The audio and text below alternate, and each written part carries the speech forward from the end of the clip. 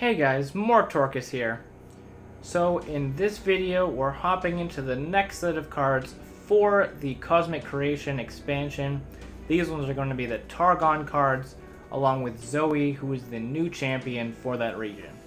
So let's hop right into it and check it out. So Zoe is a 1-mana, 1/1 elusive with Nexus Strike. Create a super cool star chart in hand, or if you have one, reduces cost by 1. Her level up is, I've seen you play 10 cards with different names. Clearly a very hard level up, but once you do level her up, she becomes a 2/2, and then for the rest of the game, when you summon an ally, grant its keywords to all allies. In addition, her Nexus Strike becomes create a Behold the Infinite that costs 0 in hand, which is clearly a lot better. So the super cool star chart is actually a card you can play in your deck. It is a 2-mana burst speed spell, which invokes a celestial card that costs 3 or less. That is the same effect that Spacey Sketcher has right now, as long as you discard a card first. So you get that effect for 1 more mana, but you don't get to you don't have to discard, and you don't get a 1/1 attached to it. So it's kind of worse than Behold the Infinite, but sometimes the fact that it is more defined of a pool is a little bit better, though I think generally speaking, Spacey Sketcher is going to be a better way of achieving this. Regardless though, Zoe is generating it, so you don't have to be running it all the time. In this case, you're just getting it off of the card. I do think the idea of it reducing its cost by 1 instead of giving you a second copy is a little iffy. I don't think that you reducing the cost of a 2-cost card is a big, important thing. So a lot of the time you're going to want to be playing that super cool star chart.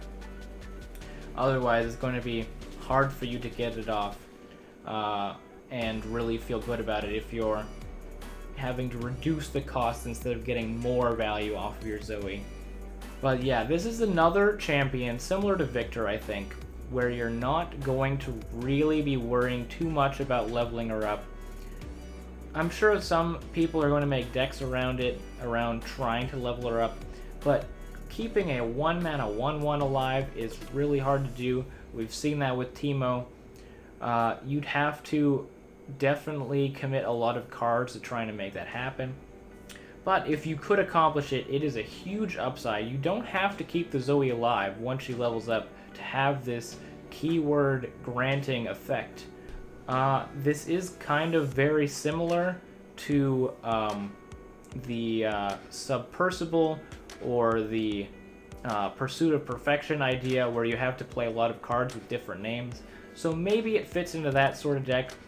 It also fits really well with Victor, because Victor's generating all these different cards, and it works well with Riven, I think, as well, because of the fact that that gives you a few different cards with different names that are relatively cheap to play.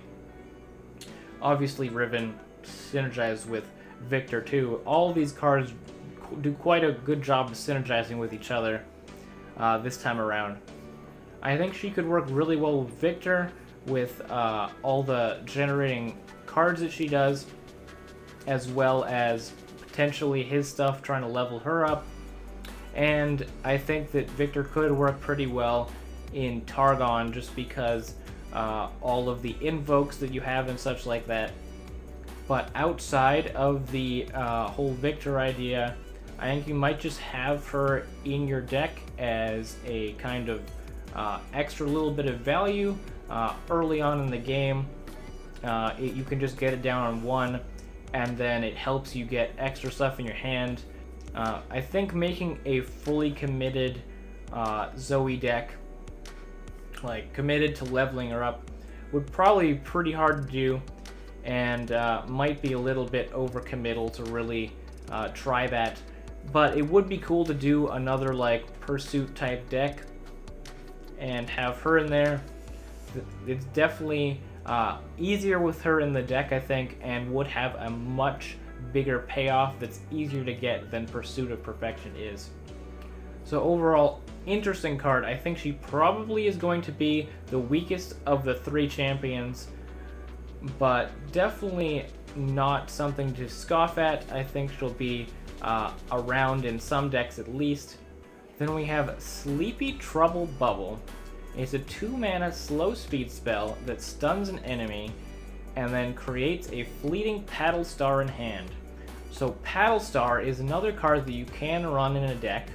It is 3 mana slow speed and deals 4 to an enemy that is attacked this round or is stunned.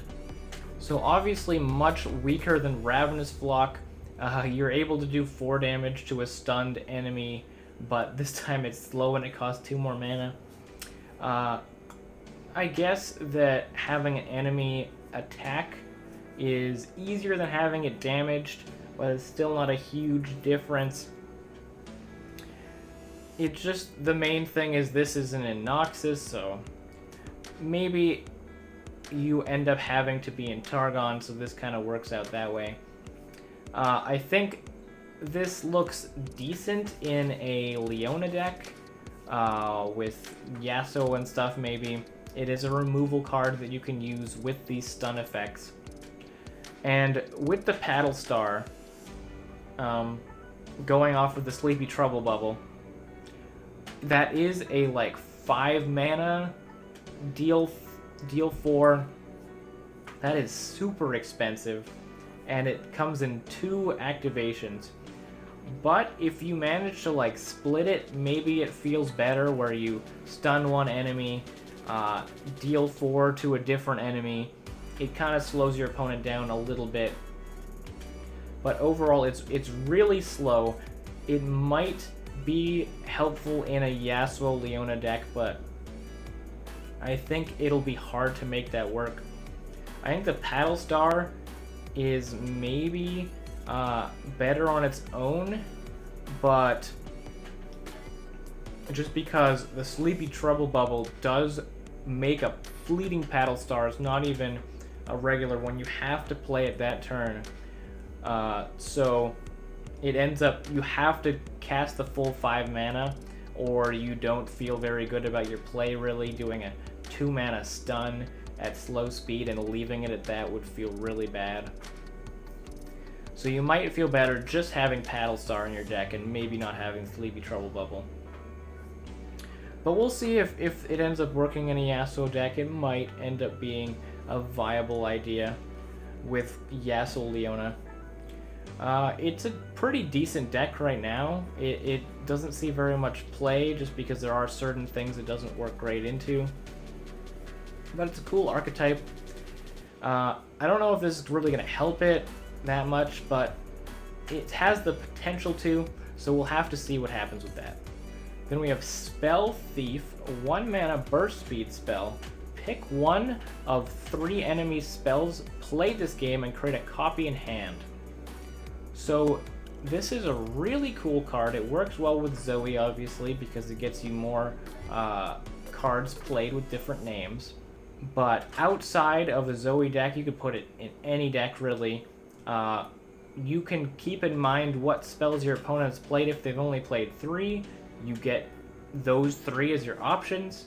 If they played more than that, there's a little bit of RNG to that, but it's mostly controlled. You can kind of keep in mind what your odds are when you play it.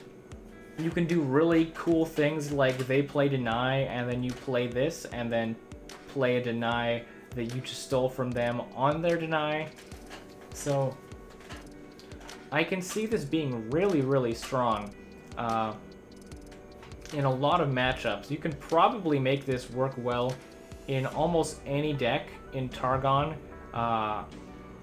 There might be some decks that you play against that it might not do as well with, but I can't see it ever really being terrible unless your opponent straight up doesn't run spells at all, which doesn't seem likely to me. So I think you're going to run this in a lot of Targon decks, and I think it'll give you a lot of cool options, and it'll be a very strong card for used by skilled players to really leverage their skill in countering their opponents with the different ways they use it. Really cool idea.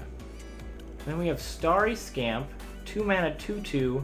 I cost 2 less if you behold a Celestial. There's a lot of Celestial cards that you can generate. There's a lot of cards that generate those Celestial cards. This is a really cool card because you can potentially do something like do Spacey Sketch on turn 1 and then instantly get like 3 of these guys on the board and like totally blow out your opponent. Clearly that's not a very consistent strategy, but it does leave open some kind of relatively aggressive Celestial deck options.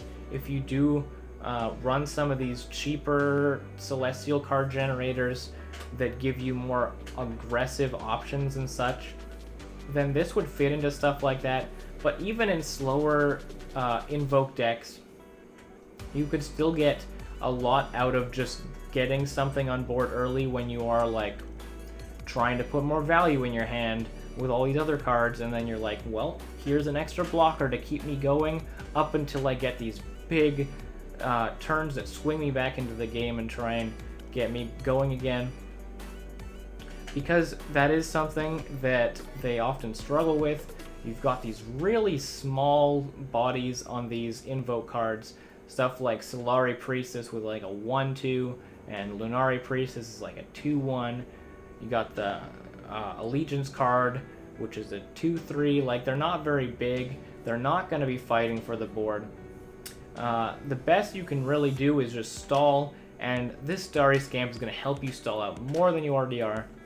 Might be enough against these aggressive decks that would be leveraging your weak board state and actually being able to push you out of the game. Maybe you last a little bit longer because you have this in your deck. So I think it will definitely fit into some decks as long as you are doing that invoking and such. We don't have a ton of decks out there that are doing that right now, but I definitely think that this would make them feel a lot better about being there. Then we have Sparklefly. This one is crazy. 2 mana, 1/2, elusive, and lifesteal.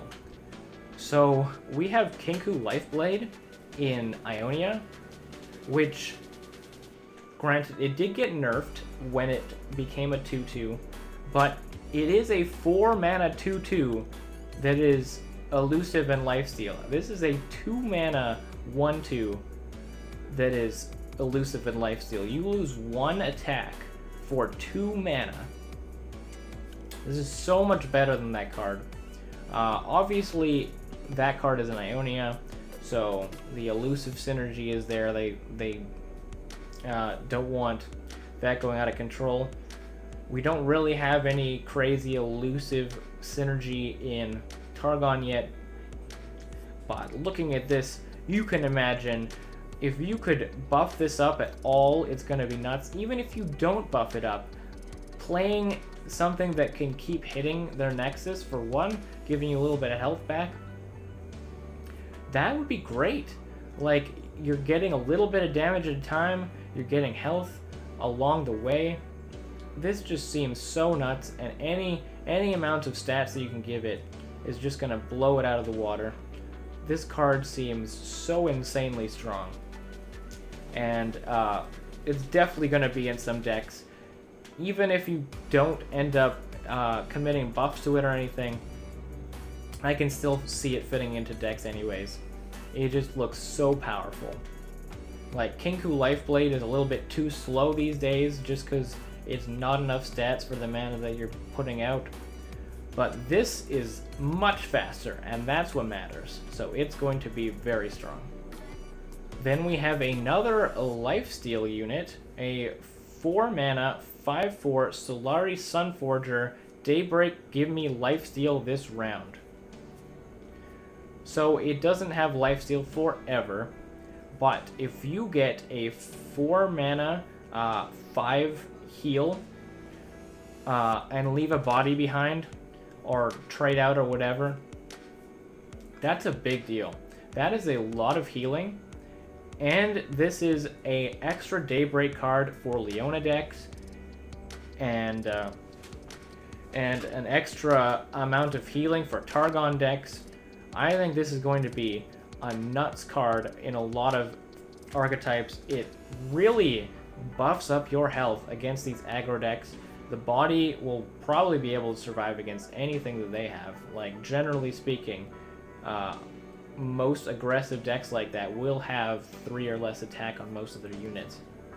So I can't imagine this not fitting into lots of different Targon decks that do need a body with that healing early on.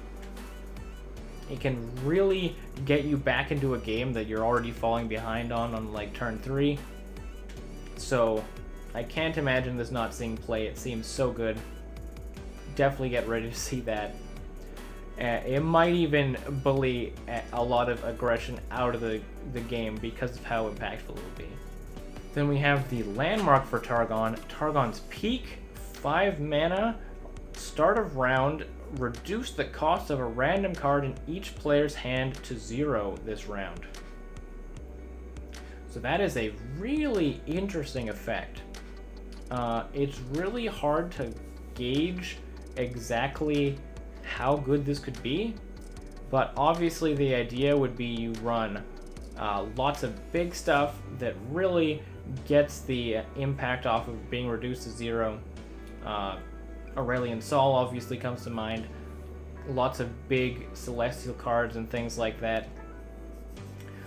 You could also run a lot of small things that you just try and get out of your hand, so that you don't have to have them when you do have Targon's Peak on the board, because you will need something to play early, or else you're just going to be dead, right? So you run a lot of cheap stuff, you unload it all, and then you have only big stuff, and then hopefully you're getting more of a discount than your opponent. I can't imagine it being consistent for your opponent unless they're straight up running this as well. Like, sometimes you're gonna get those big low rolls where your opponent gets a giant card off of it. But if you design your deck properly, I think this could be really, really strong. I think you could get a bunch of like 8 to 10 mana cards, dropping them down way early so your opponent can't deal with it, and would probably just blow out the entire game. So while it may look a little iffy, I think the deck building can definitely make it stronger on your side than it is for your opponent, and therefore definitely be worth running. It's hard to gauge, but I'm gonna put my bets out there and say that this looks pretty playable in some sort of Aurelian Soul type deck. Then the last Targon card we have is Moonlight Affliction, 5 mana burst speed, and it silences 2 enemy units this round. Nightfall, they can't block this round. So we had Hush already in Targon. Hush has had a huge impact on the meta for a long time. We had to nerf it, they nerfed it again. Now it's for 2 mana. I mean, you could say it's kind of a buff in some ways, but I think the fact that it doesn't multicast is definitely a nerf. But they gave us this instead, so now you can hit 2 things anyways, and it's cheaper than it would have been on 2 of the old Hushes either way. With the upside of also getting to make them not block. So I think just the silence effect is crazy. I think that is going to be really strong for a lot of people.